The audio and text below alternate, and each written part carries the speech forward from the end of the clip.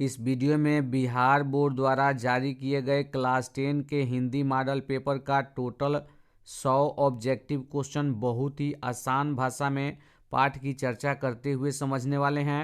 साथ ही हिंदी व्याकरण के क्वेश्चन आसान तरीके से समझने वाले हैं। तो कुल मिला के ये वीडियो आपके लिए बहुत ही इंपॉर्टेंट होने वाला है। तो आपसे रिक्वेस्ट है कि आप वीडियो को पूरा वॉच करें और वीडियो से लाभ उठाएं। तो चलिए वीडियो की शुरुआत पहले ऑब्जेक्टिव क्वेश्चन से करते हैं। वीडियो शुरू करने से पहले एक और बात का ध्यान देंगे, यदि वीडियो अच्छा लगता है, वीडियो से लाभ मिलता है तो वीडियो को लाइक करें। चैनल पर नए हैं तो चैनल को सब्सक्राइब करके बेल आइकन को दबा दें। साथ ही साथ इस वीडियो को अपने दोस्तों के साथ शेयर करें ताकि वे भी इस वीडियो को देखकर लाभ उठा सके। तो चलिए हम पहला क्वेश्चन देखते हैं। उच्चतर शिक्षा के लिए भीमराव अंबेडकर किस देश में गए? तो ये जो है हिंदी का पहला पाठ जाति प्रथा एवं श्रम विभाजन से है। इसके रचनाकार जो है डॉक्टर भीमराव अंबेडकर हैं और जो है डॉक्टर भीमराव अंबेडकर जो है उच्चतर शिक्षा प्राप्त करने के लिए अमेरिका गए हैं, वो भी बड़ौदा नरेश के प्रोत्साहन के बल पर। चलिए हम अगला क्वेश्चन 2 नंबर क्वेश्चन को देख लेते हैं। 2 नंबर क्वेश्चन में दिया हुआ है जाति पाति तोड़क मंडल का वार्षिक सम्मेलन किस वर्ष हुआ था? तो ये भी उसी पाठ से क्वेश्चन है। तो ये जो है 1936 ईस्वी में हुआ था। चलिए हम अगला क्वेश्चन देख लेते हैं। 3 नंबर क्वेश्चन। 3 नंबर क्वेश्चन में दिया हुआ है निम्न में से कौन पड़ोसियों के आवारागर्द छोकरों के साथ लट्टू नचा रहा था? तो ध्यान दीजिएगा, मदन जो है अपने पड़ोसियों के आवारागर्द छोकरों के साथ जो है लट्टू नचा रहा था और वहीं पे खोखा चला जाता है और जिद करता है खेलने को। इसी को लेकर जो है मदन से खोखा का लड़ाई हो जाता है और मदन जो है खोखा का दांत तोड़ डालता है। ये जो पाठ है विष का दांत, उसी पाठ का ये क्वेश्चन है। चलिए हम अगला क्वेश्चन 4 नंबर क्वेश्चन को देख लेते हैं। 4 नंबर क्वेश्चन में दिया हुआ है भारत से हम क्या सीखें शीर्षक पाठ साहित्य की कौन सी विद्या है? तो ध्यान दीजिएगा, ये जो है एक भाषण है। चलिए हम अगला क्वेश्चन देख लेते हैं। 5 नंबर क्वेश्चन। 5 नंबर क्वेश्चन में दिया हुआ है चारू चंद्र लेख नामक उपन्यास किस लेखक की रचना है? तो ये जो है हजारी प्रसाद द्विवेदी जी की रचना है। चलिए हम अगला 6 नंबर क्वेश्चन को देख लेते हैं। 6 नंबर क्वेश्चन में दिया हुआ है लेखक गुणाकर मूले की शिक्षा की भाषा क्या थी? तो गुणाकर मूले की शिक्षा की भाषा जो है मराठी थी। चलिए हम अगला क्वेश्चन देख लेते हैं। 7 नंबर क्वेश्चन। 7 नंबर क्वेश्चन में दिया हुआ है हमारे पड़ोसी देश नेपाल की नेपाली व नेवारी भाषाएं किस लिपि में लिखी जाती है? तो ये जो है देवनागरी लिपि में लिखी जाती है। ध्यान रखिएगा, हमारे पड़ोसी देश नेपाल की जो नेपाली भाषा है और नेवारी भाषा है, ये जो है देवनागरी लिपि में ही लिखी जाती है। हिंदी की लिपि भी देवनागरी है। चलिए हम अगला क्वेश्चन देख लेते हैं। 8 नंबर क्वेश्चन। 8 नंबर क्वेश्चन में दिया हुआ है निम्न में से जैन गणितज्ञ कौन है? तो ध्यान दीजिएगा, इसमें जो है नंदीनाथ जो है जैन गणितज्ञ हैं। अगला 9 नंबर क्वेश्चन को देख लेते हैं। 9 नंबर क्वेश्चन में दिया हुआ है बहादुर शीर्षक कहानी के लेखक का नाम क्या है? तो बहादुर शीर्षक कहानी के लेखक का नाम जो है अमरकांत है। बहादुर को जो है अमरकांत ने लिखा है। चलिए हम अगला क्वेश्चन देख लेते हैं। 10 नंबर क्वेश्चन। 10 नंबर क्वेश्चन में दिया हुआ है बहादुर शीर्षक कहानी में कौन अपने शरीर की मालिश बहादुर से कराता है? तो ध्यान दीजिएगा, किशोर नाम का जो लड़का है वो अपनी मालिश जो है बहादुर से कराता है। बहादुर उसके घर नौकर का काम कर रहा है। चलिए हम अगला 11 नंबर क्वेश्चन देख लेते हैं। 11 रुपये साड़ी के खूंट से निकालकर यहीं चरपाई पर रखे डॉट डॉट पर वे मिल नहीं रहे हैं, ये किसने कहा? तो ध्यान दीजिएगा, ये रिश्तेदार के पत्नी ने कहा है। लेखक के रिश्तेदार के पत्नी ने कहा है। चलिए हम अगला 12 नंबर क्वेश्चन को देख लेते हैं। 12 नंबर क्वेश्चन में दिया हुआ है लेखक रामविलास शर्मा का जन्म किस वर्ष हुआ? तो ध्यान दीजिएगा, रामविलास शर्मा का जन्म जो है 1912 ईस्वी में हुआ था। अगला हम 13 नंबर क्वेश्चन को देख लेते हैं। 13 नंबर क्वेश्चन में दिया हुआ है जो साहित्य दूसरों की नकल करके लिखा जाए वह अधम कोटि का होता है और सांस्कृतिक असमर्थता का सूचक होता है। यह पंक्ति किस शीर्षक पाठ से है? तो ये जो पंक्ति है ये परंपरा के मूल्यांकन से है। चलिए हम अगला 14 नंबर क्वेश्चन को देख लेते हैं। 14 नंबर क्वेश्चन में दिया हुआ है, कितने वर्ष की उम्र में बिरजू महाराज को संगीत नाटक अकादमी अवार्ड मिला? तो ध्यान दीजिएगा, 27 साल की उम्र में जो है बिरजू महाराज को संगीत नाटक अकादमी पुरस्कार मिला है, अवार्ड मिला है। चलिए हम अगला 15 नंबर क्वेश्चन को देख लेते हैं। 15 नंबर क्वेश्चन में दिया हुआ है, बिरजू महाराज कानपुर कितने साल रहे? तो बिरजू महाराज जो है कानपुर 2 से 2.5 साल रहे हैं। चलिए हम अगला 16 नंबर क्वेश्चन को देख लेते हैं। 16 नंबर क्वेश्चन में दिया हुआ है, अविन्यो शीर्षक पाठ में फ्रेंच शासकों ने किनकी गतिविधियों पर नजर रखने के लिए किला बनवाया था? तो ध्यान दीजिएगा, फ्रेंच शासकों ने पोप की गतिविधियों पर नजर रखने के लिए जो है किला बनवाया था। चलिए हम अगला इसी पार्ट से, अविन्यो पार्ट से ही जुड़ा हुआ क्वेश्चन देख लेते हैं। 17 नंबर क्वेश्चन, रोन नदी कहाँ है? तो ध्यान दीजिएगा, रोन नदी जो है फ्रांस में है, लेकिन इसमें उत्तर फ्रांस और दक्षिण फ्रांस भी दिया है, तो इसमें दक्षिण फ्रांस जवाब होगा। दक्षिण फ्रांस में जो है रोन नदी है और रोन नदी के किनारे ही जो है अविन्यो शहर बसा हुआ है। चलिए अगला क्वेश्चन देख लेते हैं। 18 नंबर क्वेश्चन। 18 नंबर क्वेश्चन में दिया हुआ है, दीवार में एक खिड़की रहती थी नामक उपन्यास किस लेखक की रचना है? तो ध्यान दीजिएगा, ये जो है विनोद कुमार शुक्ल की रचना है। चलिए हम अगला 19 नंबर क्वेश्चन को देख लेते हैं। 19 नंबर क्वेश्चन में है, मछली शीर्षक कहानी में लेखक की माँ क्या कर रही है? तो लेखक की माँ जो है मसाला पीस रही है, क्योंकि लेखक के पिताजी जो है मछली खरीदे हैं और लेखक और उसका भाई जो है मछली बाजार से घर ला रहे हैं और उसकी माँ जो है मसाला पीस रही है मछली बनाने के लिए। चलिए हम अगला 20 नंबर क्वेश्चन को देख लेते हैं। 20 नंबर क्वेश्चन में दिया हुआ है, सरपट शब्द का अर्थ क्या है? तो सरपट शब्द का अर्थ होता है तेजी। चलिए हम अगला क्वेश्चन देख लेते हैं। 21 नंबर क्वेश्चन। 21 नंबर क्वेश्चन में दिया हुआ है, यतीन्द्र मिश्र ने स्पीक मैक विरासत 2001 के कार्यक्रम के लिए रूपंकर कलाओं पर केंद्रित किस पत्रिका का संपादन किया है? तो वो जो है थाती नामक पत्रिका था जिसका संपादन किए हैं। चलिए हम अगला क्वेश्चन देख लेते हैं। 22 नंबर क्वेश्चन। 22 नंबर क्वेश्चन में दिया हुआ है, अमीरुद्दीन, जिसे हम बिस्मिल्लाह खां कहते हैं, बिस्मिल्लाह खां के बचपन का नाम जो है अमीरुद्दीन है। कई जगह जो है पुराने किताबों में कमीरुद्दीन भी दिया है, लेकिन यहाँ अमीरुद्दीन होगा। और ध्यान रखिएगा सही है। का ननिहाल कहाँ है? तो ध्यान दीजिएगा, अमीरुद्दीन यानी बिस्मिल्लाह खां का ननिहाल कहाँ है? तो वो जो है काशी में है। चलिए हम अगला क्वेश्चन देख लेते हैं। 23 नंबर क्वेश्चन। 23 नंबर क्वेश्चन में दिया हुआ है, बिस्मिल्लाह खां यानी अमीरुद्दीन फिल्म देखने के लिए किन से 6 पैसे लेते थे?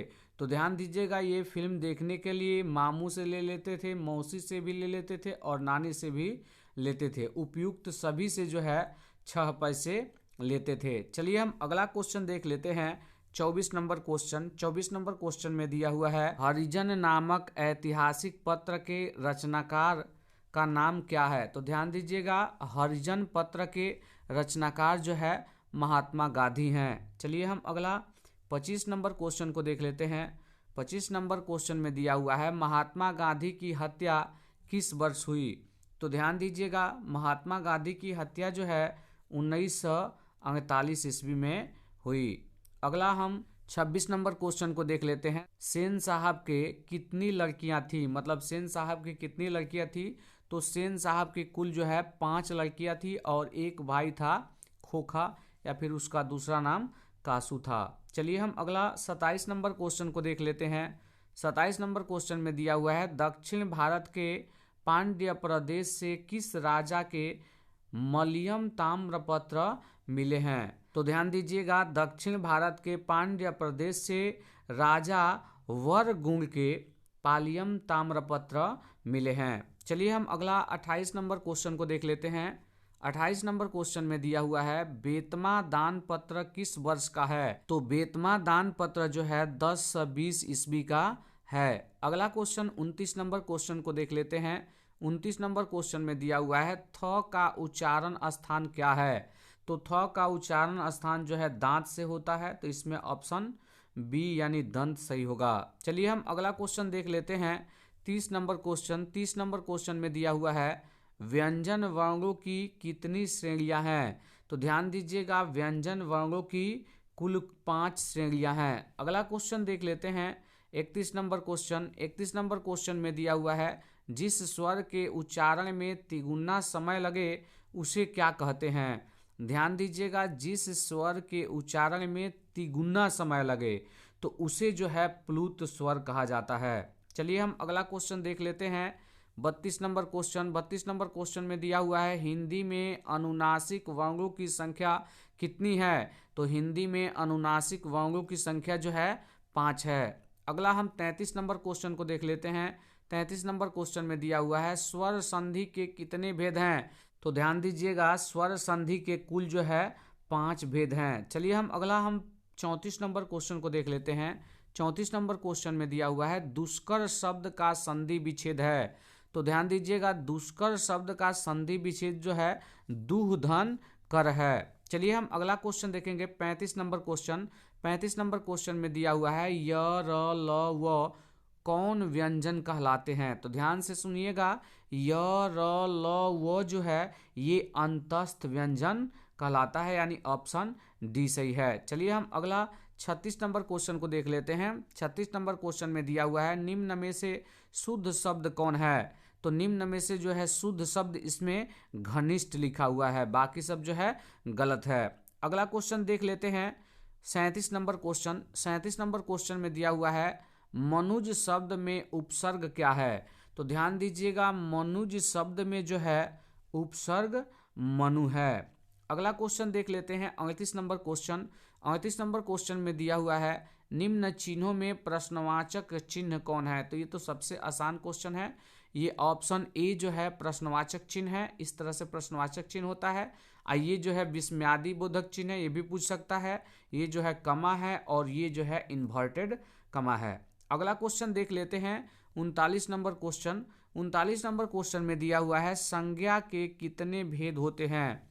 तो ध्यान दीजिएगा, संज्ञा के 5 भेद होते हैं। अगला हम 40 नंबर क्वेश्चन को देख लेते हैं। 40 नंबर क्वेश्चन में दिया हुआ है आर्यावर्त शब्द कौन संज्ञा है। तो ध्यान दीजिएगा, आर्यावर्त हमारे देश का नाम है, तो किसी जगह का नाम जो होता है या फिर व्यक्ति का नाम, वो जो है व्यक्तिवाचक संज्ञा होता है। तो इसका ऑप्शन सी सही है। चलिए हम 41 नंबर क्वेश्चन को देख लेते हैं शब्द की जाति को क्या कहते हैं। तो शब्द की जाति को जो है लिंग कहा जाता है। चलिए हम अगला 42 नंबर क्वेश्चन को देख लेते हैं। 42 नंबर क्वेश्चन में है शक्ति शब्द का लिंग है। तो शक्ति शब्द जो है स्त्रीलिंग शब्द है। अगला हम 43 नंबर क्वेश्चन को देख लेते हैं।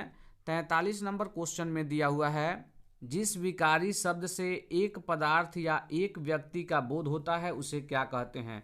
तो जिससे संख्या में एक का बोध होता है उसे हम एक वचन कहते हैं, और एक से अधिक का बोध होगा तो उसे बहुवचन कहेंगे।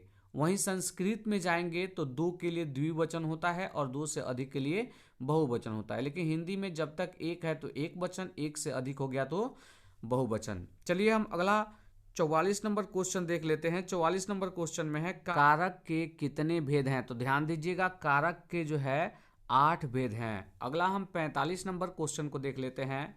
45 नंबर में क्वेश्चन में दिया हुआ है को के लिए किस कारक की विभक्ति है। तो ध्यान दीजिएगा, को के लिए जो है संप्रदान की विभक्ति है। संप्रदान कारक की विभक्ति होता है को के लिए। चलिए हम अगला 46 नंबर क्वेश्चन को देख लेते हैं। 46 नंबर क्वेश्चन में है शिकारी ने बाघ मारा किस कारक का उदाहरण है। तो ध्यान से समझिएगा, यहाँ पर जो है ने विभक्ति है तो कर्ता ने होता है, तो यहाँ जो है कर्ता कारक है, यानी ऑप्शन सी सही होगा। चलिए हम अगला 47 नंबर क्वेश्चन को देख लेते हैं। 47 नंबर क्वेश्चन में दिया हुआ है वह जो न करे सो थोड़ा किस सर्वनाम का उदाहरण है। तो ये जो है निश्चयवाचक सर्वनाम का उदाहरण है। अगला क्वेश्चन देख लेते हैं 48 नंबर क्वेश्चन। 48 नंबर क्वेश्चन में दिया हुआ है ऐसा आदमी किस विशेषण का उदाहरण है। तो ऐसा आदमी जो है सर्वनामिक विशेषण का एक उदाहरण है। अगला 49 नंबर क्वेश्चन को देख लेते हैं। 49 नंबर क्वेश्चन में दिया हुआ है धार्मिक शब्द में प्रत्यय है। तो ध्यान दीजिएगा, धार्मिक शब्द में प्रत्यय जो है इक है। अगला हम क्वेश्चन 50 नंबर क्वेश्चन को देखेंगे। 50 नंबर क्वेश्चन में दिया हुआ है, जिन क्रियाओं से इस बात का बोध हो कि कर्ता स्वयं न करके किसी दूसरे को कार्य करने के लिए प्रेरित करता है, उसे कौन क्रिया कहते हैं? तो उसे जो है प्रेरणार्थक क्रिया कहते हैं। अगला हम 51 नंबर क्वेश्चन को देख लेते हैं। 51 नंबर क्वेश्चन में दिया हुआ है, मैं घड़ा भरता हूँ किस क्रिया का उदाहरण है? तो ध्यान दीजिएगा, क्रिया दो प्रकार का होता है, सकर्मक अकर्मक क्रिया और सकर्मक क्रिया। तो मैं घड़ा भरता हूँ, तो इसमें भरना क्रिया है, भरता यानी भरना क्रिया है, लेकिन इसमें कर्म दिया गया है। घड़ा जो है कर्म है, तो जिसमें कर्म होता है वो जो है सकर्मक क्रिया होता है, और जिसमें कर्म नहीं होता है, जैसे मैं भरता हूँ, अगर ऐसा होता तो वो जो है अकर्मक क्रिया होता। तो इसमें जो है कर्म मौजूद है वाक्य में, तो ये जो है सकर्मक क्रिया है, यानी इसका ऑप्शन सी सही है। चलिए हम अगला 52 नंबर क्वेश्चन को देख लेते हैं। 52 नंबर क्वेश्चन में दिया हुआ है, भूत शब्द में प्रत्यय क्या है? तो भूत शब्द में जो है त प्रत्यय है। अगला हम 53 नंबर क्वेश्चन को देख लेते हैं, अन्याय शब्द का विशेषण क्या होगा? तो अन्याय शब्द का विशेषण अन्यायी होगा। अगला क्वेश्चन देख लेते हैं 54 नंबर क्वेश्चन। 54 नंबर क्वेश्चन में दिया हुआ है, बाहरी वेशभूषा, पूजा पाठ और कर्म कांड के स्थान पर सरल सच्चे हृदय से राम नाम के कीर्तन पर बल गुरु नानक के किस पद में दिया गया है? तो ये जो है गुरु नानक के प्रथम पद में दिया गया है। अगला क्वेश्चन हम 55 नंबर क्वेश्चन को देख लेते हैं। 55 नंबर क्वेश्चन में है, आशा दीवार किसकी रचना है? तो आशा दीवार गुरु नानक जी की रचना है। अगला क्वेश्चन 56 नंबर क्वेश्चन को देख लेते हैं। 56 नंबर क्वेश्चन में है, सीखा शब्द का अर्थ क्या है? तो सीखा शब्द का अर्थ जो है चोटी है। अगला 57 नंबर क्वेश्चन को देख लेते हैं। 57 नंबर क्वेश्चन में दिया हुआ है, प्रेम अयनी श्री राधिका शीर्षक दोहे के रचनाकार कौन है? तो प्रेम अयनी श्री राधिका शीर्षक दोहे के रचनाकार जो हैं रसखान हैं। चलिए हम अगला क्वेश्चन देख लेते हैं। 58 नंबर क्वेश्चन। 58 नंबर क्वेश्चन में दिया हुआ है, निम्नलिखित में से किस कवि की सवैया और घनाक्षरी अत्यंत प्रसिद्ध है? तो ध्यान दीजिएगा, ये भी बहुत ही महत्वपूर्ण क्वेश्चन है। ये जो है घनानंद की सवैया और घनाक्षरी जो है अत्यंत प्रसिद्ध है। अगला क्वेश्चन देख लेते हैं 59 नंबर क्वेश्चन। 59 नंबर क्वेश्चन में दिया हुआ है, प्रेम मार्ग का ऐसा प्रवीण और धीर पथिक तथा जबांजदानी का ऐसा दावा रखने वाला ब्रज भाषा का दूसरा कवि नहीं हुआ है, कवि घनानंद के बारे में यह किसने कहा? तो कवि घनानंद के बारे में ऐसा जो है आचार्य रामचंद्र शुक्ल ने कहा है। अगला 60 नंबर क्वेश्चन को देख लेते हैं। 60 नंबर क्वेश्चन में है, कवि घनानंद अपने आंसुओं को कहाँ पहुँचाना चाहते हैं? तो कवि घनानंद जो है अपने आंसुओं को सुजान के आंगन में पहुँचाना चाहते हैं।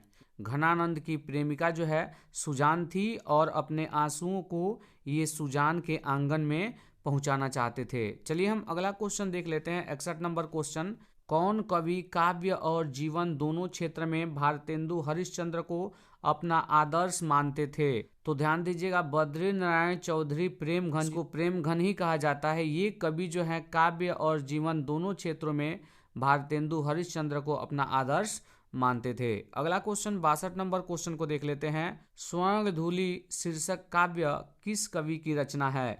तो ये जो है सुमित्रानंद पंत की रचना है। अगला हम 63 नंबर क्वेश्चन को देख लेते हैं। 63 नंबर क्वेश्चन में दिया हुआ है, आत्मजयी नामक प्रबंध काव्य किसकी रचना है?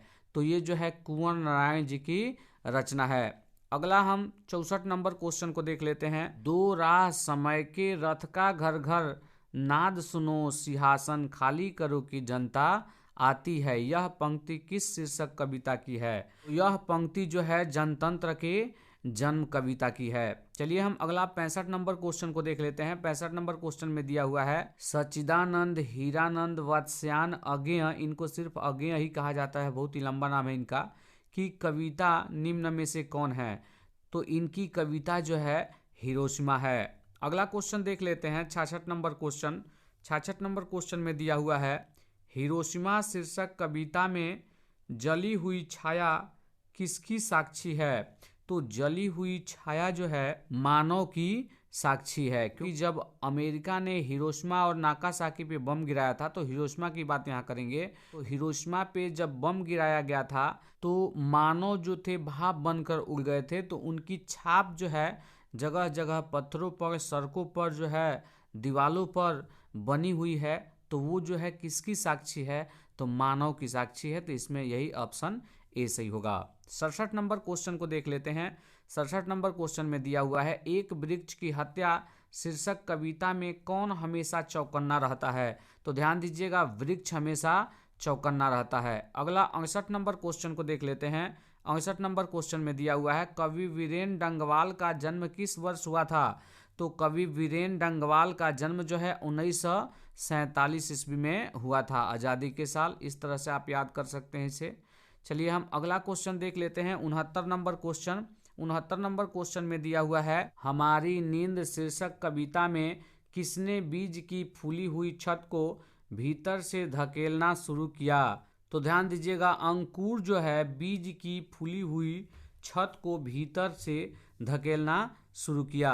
चलिए हम अगला 70 नंबर क्वेश्चन को देख लेते हैं। 70 नंबर क्वेश्चन में दिया हुआ है, किस काव्य संग्रह पर वीरेन डंगवाल को साहित्य अकादमी पुरस्कार प्राप्त हुआ? तो ध्यान दीजिएगा, दुष्चक्र में सृष्टा, इसी रचना के लिए वीरेन डंगवाल को साहित्य अकादमी पुरस्कार जो है प्राप्त हुआ है। चलिए हम अगला 71 नंबर क्वेश्चन को देख लेते हैं। 71 नंबर क्वेश्चन में दिया हुआ है, स्त्रीत्व का मानचित्र नामक आलोचना किसकी रचना है? तो ये जो है अनामिका की रचना है। चलिए हम अगला 72 नंबर क्वेश्चन को देख लेते हैं। 72 नंबर क्वेश्चन में दिया हुआ है, कवयित्री अनामिका का जन्म स्थान कहाँ है? तो इनका जन्म स्थान बिहार है, इनका जन्म बिहार में हुआ था। 73 नंबर क्वेश्चन को देखते हैं। 73 नंबर क्वेश्चन में दिया हुआ है, लेखक श्रीनिवास को साहित्य अकादमी ने किस वर्ष पुरस्कृत किया? तो लेखक श्रीनिवास को जो है सन 1968 ईस्वी में साहित्य अकादमी पुरस्कार से पुरस्कृत किया गया है। चलिए हम अगला क्वेश्चन देख लेते हैं। 74 नंबर क्वेश्चन। 74 नंबर क्वेश्चन में दिया हुआ है, दही वाली मंगमा शीर्षक कहानी का अनुवाद किसने किया है? तो दही वाली मंगमा कहानी शीर्षक का हिंदी अनुवाद जो है B.R. नारायणन ने किया है। अगला हम 75 नंबर क्वेश्चन को देख लेते हैं। 75 नंबर क्वेश्चन में दिया हुआ है, ढहते विश्वास शीर्षक कहानी के लेखक का नाम क्या है? तो ढहते विश्वास कहानी शीर्षक के लेखक का नाम है सातकोड़ी होता। अगला 76 नंबर क्वेश्चन को देख लेते हैं। 76 नंबर क्वेश्चन में दिया हुआ है, पिछले कई दिनों से लगातार बारिश होते देख लक्ष्मी को क्या लग रहा था? तो ध्यान दीजिएगा, लक्ष्मी पहले भी बाढ़ के भयावह स्थिति को देख चुकी है। ये भी ढहते विश्वास से ही क्वेश्चन है। तो उस भयावह स्थिति को देख चुकी थी और लगातार जब बारिश हो रहा है तो ये जो है डर रही है कि फिर से बाढ़ आएगी। तो इसमें ऑप्शन सी सही होगा, बाढ़ आएगी। 77 नंबर क्वेश्चन को देख लेते हैं। 77 नंबर क्वेश्चन में दिया हुआ है, जन्म से पागल और गूंगी कौन थी? तो ध्यान दीजिएगा, मंगू जो है जन्म से पागल और गूंगी थी। अगला क्वेश्चन 78 नंबर क्वेश्चन को देख लेते हैं, मंगू के अलावा माँ को कितनी संतानें थी? तो ध्यान दीजिएगा, मंगू के अलावा माँ को 3 संतानें थी। एक बहन थी जो ब्याह दी गई थी और अपने घर चली गई थी, और 2 जो है लड़के थे। तो 2 लड़के और एक और बहन, 3। तो मंगू के अलावा 3 संतानें मंगू के माँ को थी। चलिए हम अगला क्वेश्चन देख लेते हैं। 79 नंबर क्वेश्चन, नगर शीर्षक कहानी के लेखक का नाम क्या है? तो नगर शीर्षक कहानी के लेखक का नाम सुजाता है। 80 नंबर क्वेश्चन को देख लेते हैं।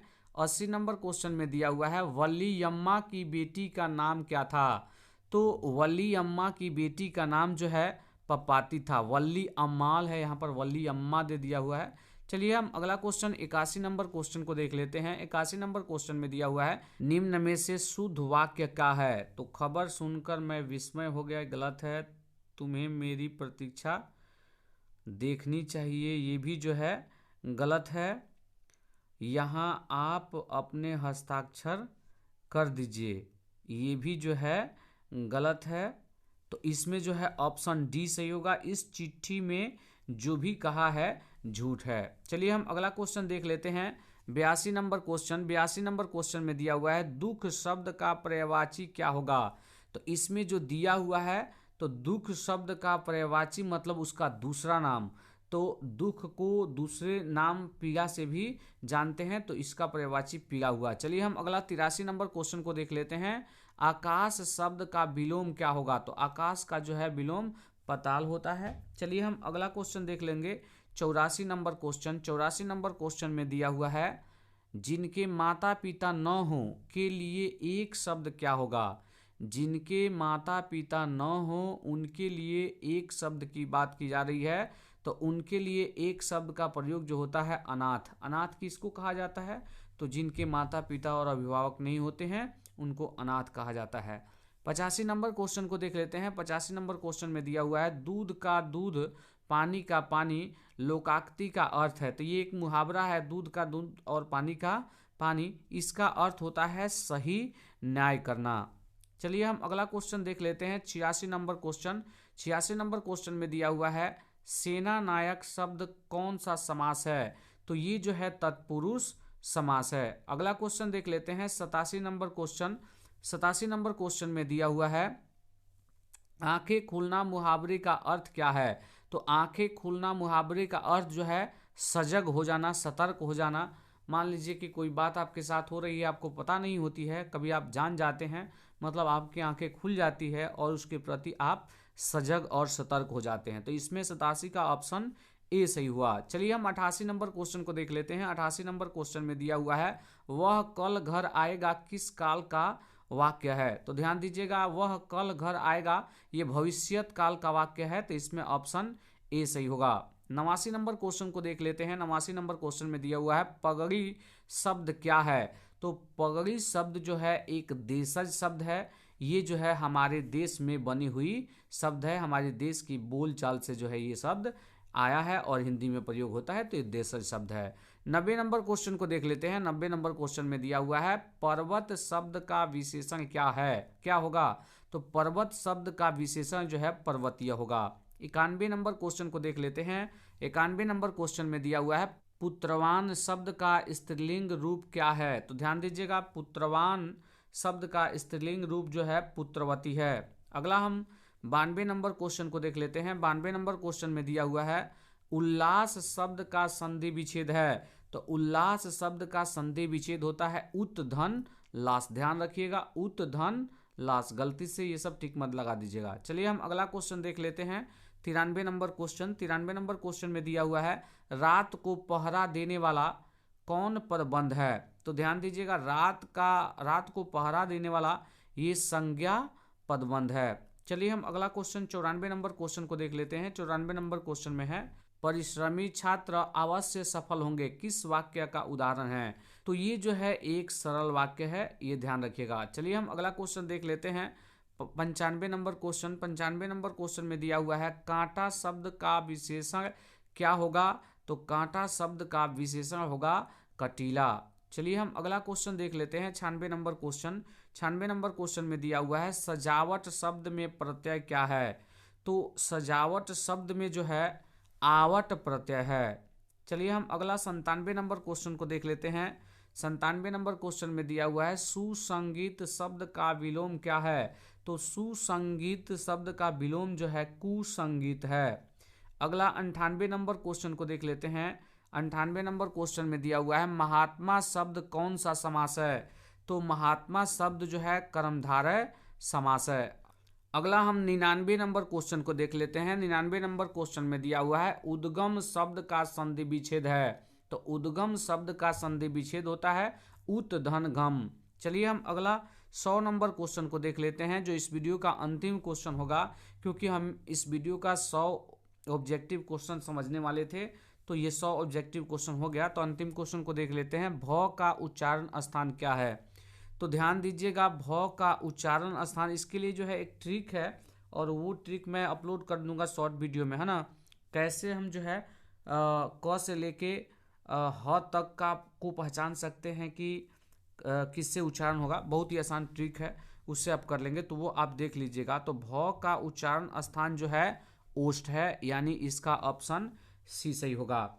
आशा करता हूं कि इस वीडियो से आपको लाभ जरूर मिला होगा। इसी प्रश्न के साथ आज का ये वीडियो यहीं पे समाप्त होता है। यदि वीडियो अच्छा लगा, वीडियो से लाभ मिला हो तो वीडियो को लाइक करें, चैनल पर नए हैं तो चैनल को सब्सक्राइब करके बेल आइकन को दबा दें। साथ ही साथ इस वीडियो को अपने दोस्तों के साथ शेयर जरूर करें ताकि वे भी इस वीडियो को देखकर लाभ उठा सकें। तो चलिए हम मिलते हैं फिर से एक नए वीडियो में, तब तक के लिए जय हिंद, वंदे मातरम।